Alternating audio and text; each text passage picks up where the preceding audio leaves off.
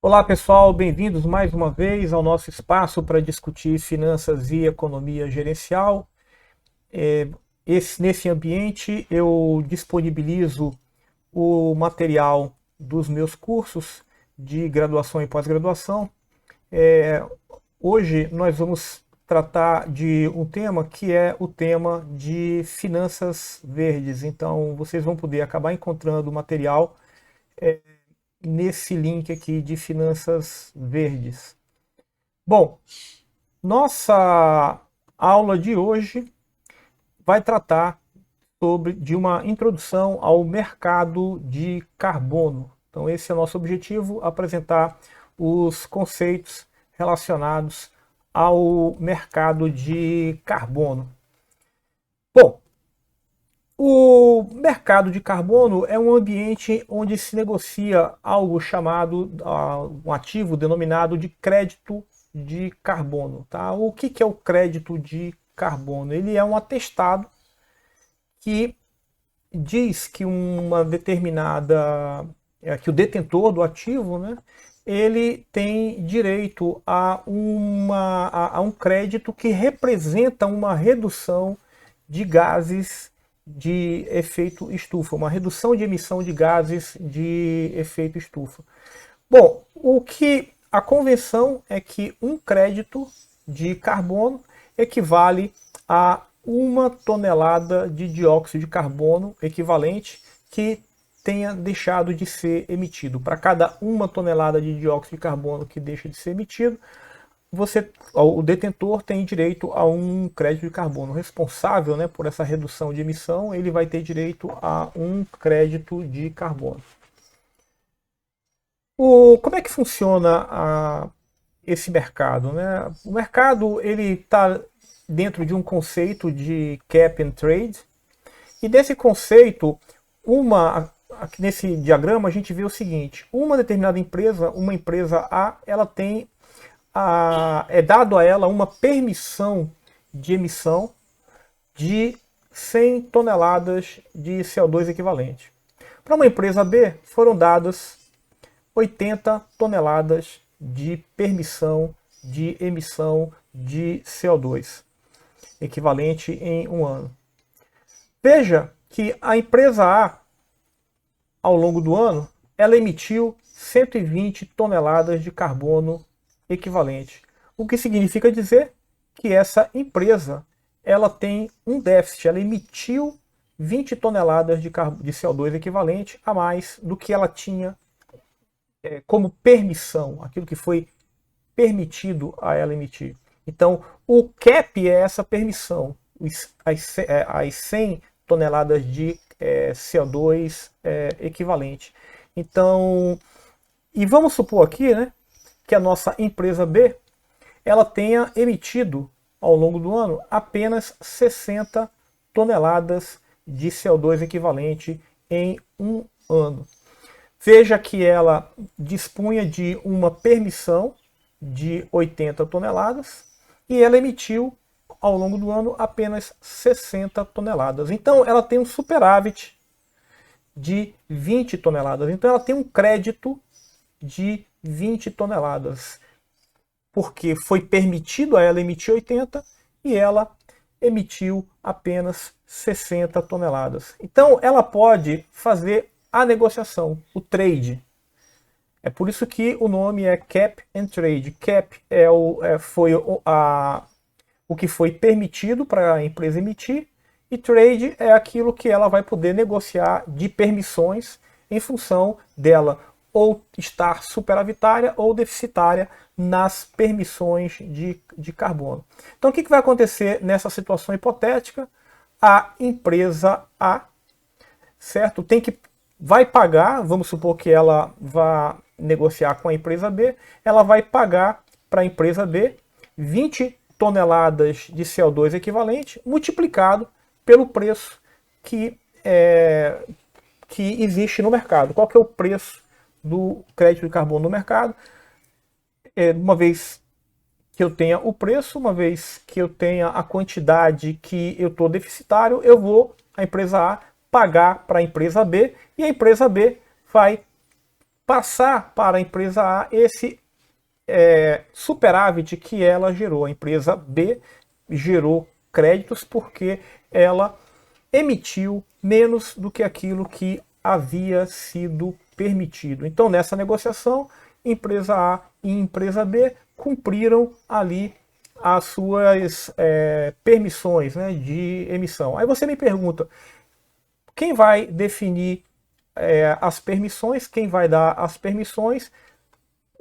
Uma entidade de governo, uma entidade regulatória que vai definir quais os setores da economia que deverão negociar, quais as metas de redução de emissão ao longo de um ano. Essas metas vão ser transformadas nas permissões, que vão ser individualizadas para cada empresa. Uma vez transcorrido um intervalo de tempo, as empresas vão verificar qual era a sua permissão e o que ela emitiu, e vão verificar se estão deficitárias ou superavitárias e vão negociar permissões. Ocorre que há uma outra possibilidade. Vamos supor agora que a empresa A ela tenha de permissão 100 toneladas de carbono equivalente. E ela emitiu 120 toneladas de carbono equivalente, como no exemplo anterior, e então ela tem um déficit de 20. Ela deve adquirir permissões equivalente a 20 toneladas de CO2 que ela emitiu a mais. Bom, mas vamos supor que você não tem no mercado de permissões, você não encontra quem ficou superavitário, né? Então, o que vai acontecer? Você pode buscar no mercado empresas que desenvolveram projetos de redução de emissões. Empresas que desenvolvem projetos de redução de emissões podem pegar, dimensionar as emissões que foram reduzidas, certificar essas emissões e levar para o mercado. O que a empresa A vai fazer? A empresa A vai fazer o offset das emissões adicionais que ela tinha, que ela emitiu. Então o que ela vai ter que fazer? Ela vai ter que comprar créditos. Se não vai poder, se não são permissões de empresas que ficaram superavitárias, pode ser crédito de empresas que conquistaram crédito de carbono porque desenvolveram projetos de redução de emissões. Então a empresa A e a empresa B vão trocar esses certificados de redução de emissões. A empresa A vai comprar os certificados, a empresa B vai vender esse certificado porque ela desenvolveu um projeto que se mostrou capaz de reduzir emissões, seja por uma maior eficiência energética, seja por o uso de uma energia renovável, ou seja pelo sequestro, captura de carbono, desenvolvendo projetos, por exemplo, de reflorestamento e outros projetos que podem ser considerados como projetos que dão certificações de redução de emissões. Bom, e o que vai acontecer? A empresa A vai pagar para a empresa B o volume de créditos que ela precisa, as 20 toneladas de CO2 equivalente que ela emitiu a mais, multiplicado pelo preço que esses certificados estão sendo negociados no mercado. O preço desses créditos no mercado. Então perceba que quanto mais rigorosa, né, forem as permissões, ou seja, quanto se a entidade regulatória reduz a quantidade de permissões que é dada às empresas, provavelmente o preço no mercado do crédito, do certificado de carbono, deve crescer, do crédito de carbono deve aumentar. Existem dois tipos de mercados de créditos de carbono. Um é o mercado regulado, é aquele mercado em que uma entidade governamental vai estabelecer todas as regras e o ambiente de negociação vai ser dado em função dessas regras. Existe um outro mercado que é o chamado mercado voluntário. No mercado voluntário, as empresas, como o próprio nome diz, voluntariamente vão negociar créditos de carbono. Então, empresas vão certificar reduções de emissões e empresas vão se comprometer a reduzir suas emissões. O que acontece no mercado voluntário é que muitas empresas utilizam isso como um mecanismo de divulgar suas ações no sentido de busca de alinhamento com o Acordo de Paris. E muitas empresas tentando, elas estabelecem, né, objetivos, por exemplo, o objetivo de redução de emissões de carbono até emissão líquida igual a zero até 2050.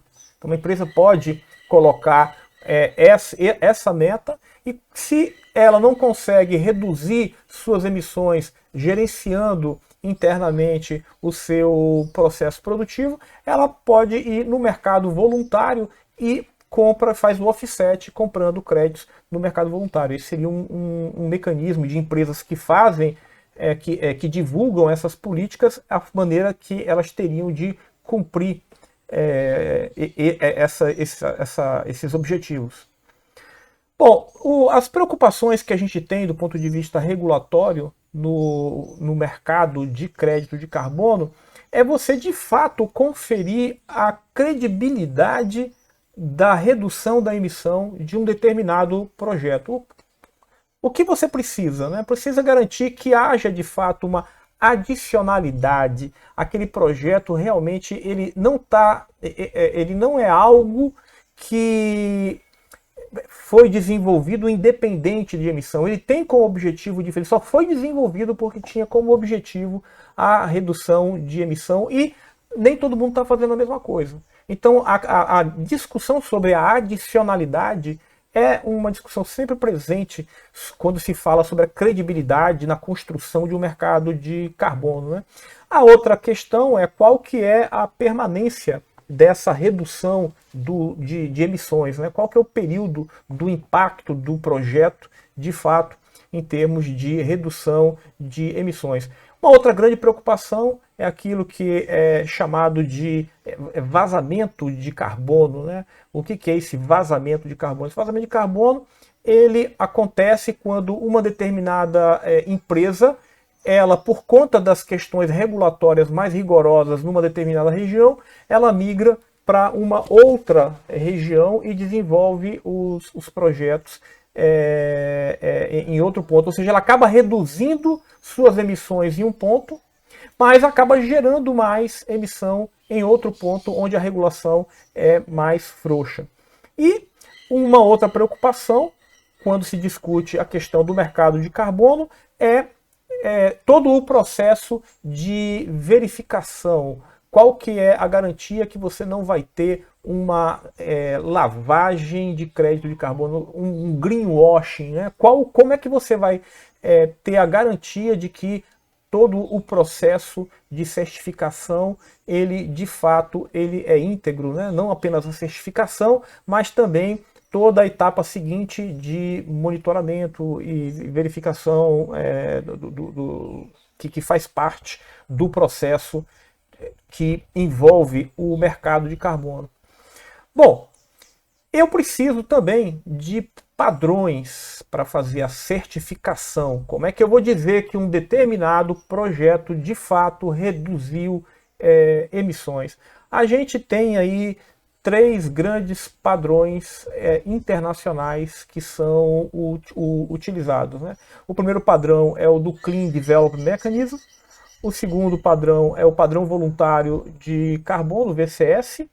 E o terceiro padrão é o padrão ouro. Então, o que são esses padrões? Esses padrões são regras, um conjunto de regras que precisam ser preenchidas dentro de um determinado padrão para que você possa certificar um projeto como um projeto que de fato trouxe contribuição na redução de emissões de CO2.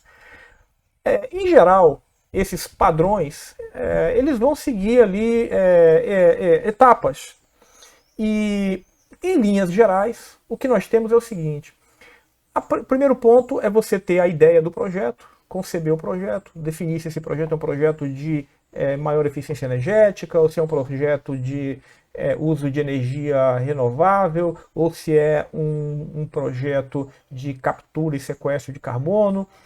Uma vez que você definiu o escopo do projeto, você precisa tornar pública essa ideia, né? Então você vai tornar pública essa ideia fazendo consultas públicas envolvendo as partes interessadas, ou seja, as pessoas que são afetadas na região ou outras partes interessadas que eventualmente têm interesse, interface com o projeto. A ideia é apresentada e aquelas partes elas podem lançar questões que deverão ser respondidas pela empresa que pretende certificar a sua redução de emissão. Então, num processo de consulta pública, essa interação vai acabar ocorrendo. Uma vez que a empresa concebeu o projeto, discutiu e apresentou esse projeto para as partes interessadas, ela vai contratar uma empresa que vai fazer a validação do projeto. Nessa validação, a empresa que foi contratada para validar vai seguir um determinado padrão, um daqueles 3 padrões que a gente viu no slide anterior, e ela vai, então, dizer o seguinte: ora, o projeto de fato se enquadra dentro dos padrões, ele pode ser certificado, ele obedeceu às fases de consulta pública, houve resposta às partes interessadas, o projeto está validado. Uma vez validado o projeto, você precisa de um local para registro do crédito de carbono, do registro do projeto, né? Junto o projeto da empresa.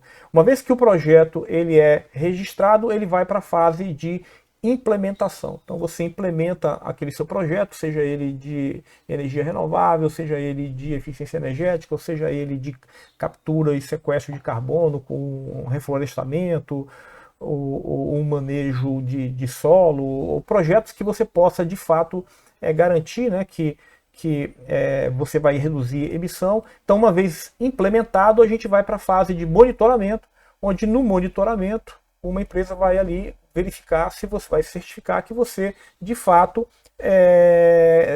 conseguiu. Você monitora e vai mostrar os números para a empresa de verificação, né, de que você conseguiu reduzir as emissões de carbono dentro daquilo que havia sido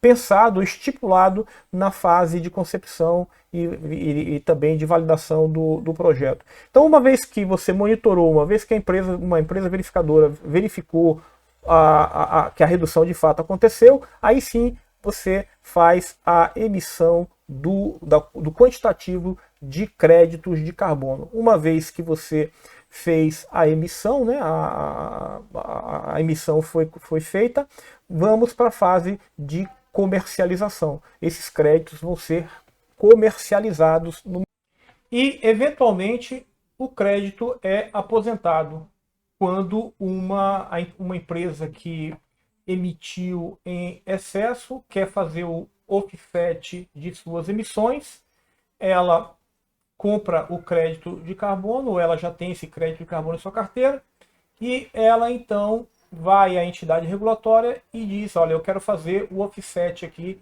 das minhas emissões, e aí então ela vai aposentar créditos de carbono, ou seja, esses créditos que foram utilizados para fazer o offset, eles são retirados do mercado, eles são retirados de circulação.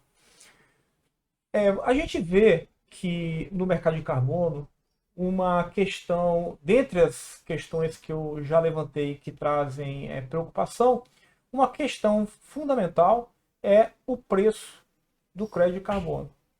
Então, se esse preço do crédito de carbono ele é alto, isso deve estimular empresas a desenvolverem projetos que podem ser certificados. Se o preço do crédito de carbono for muito barato, provavelmente isso não trará estímulo para que as empresas façam reduções de emissão. Então, perceba que há que o desenho regulatório de um mercado de carbono é algo que tem que ser pensado com muito critério, porque você tem que imaginar quais são os setores de quem você vai cobrar as reduções de emissão, você vai ter que estabelecer as metas de redução de emissões e criar todas as regras de mercado.